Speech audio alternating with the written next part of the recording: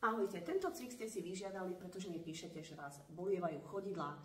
Príčin je veľmi veľa. Jednou z nich môže byť aj skrátená šlacha na priehlavku, ktorá sa vlastne skracuje tým, že dlhodobo sedíme. Ja mám pre vás taký jeden veľmi zábavný cvik, ktorý môžete robiť kdekoľvek. Buď si ľahnete na podložku, sadnete si na kreslo, môžete pri tom pozerať aj televíziu, alebo inak relaxovať. A robí sa asi takto.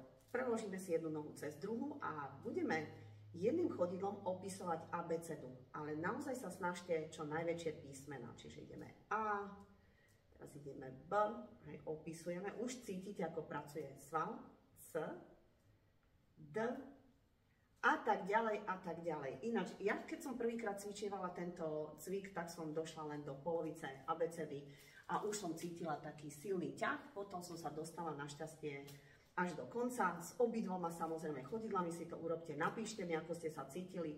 Veľmi to posilňuje vlastne tieto priehlavky, nohy sú oveľa prúžnejšie a zvládnu väčšiu záťaž. Nezabúdajte, že takisto potrebujú vaše šlachy aj výživu. Môžete si vyskúšať môj kolagén, ktorý je bez chémie a môžu ho v podstate všetci, dokonca aj alergici.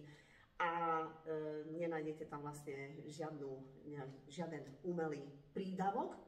Nájdete ho na www.zora.sk, no a týmto vás chcem pozvať na jeden skvelý víkend, ktorý sa bude konať 24. novembra v poľských Tatrách.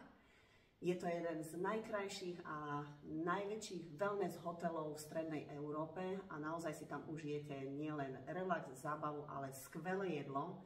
No a my tam chodívame dvakrát do roka, vždy sú veľmi vypredané miesta, pretože tento hotel je veľmi navštevovaný počas celého roka, takže prihlasujte sa čím skôr. Všetko nájdete na mojej stránke, tak ako som už spomínala, www.zora.sk. Majte sa krásne, ostaňme zdraví.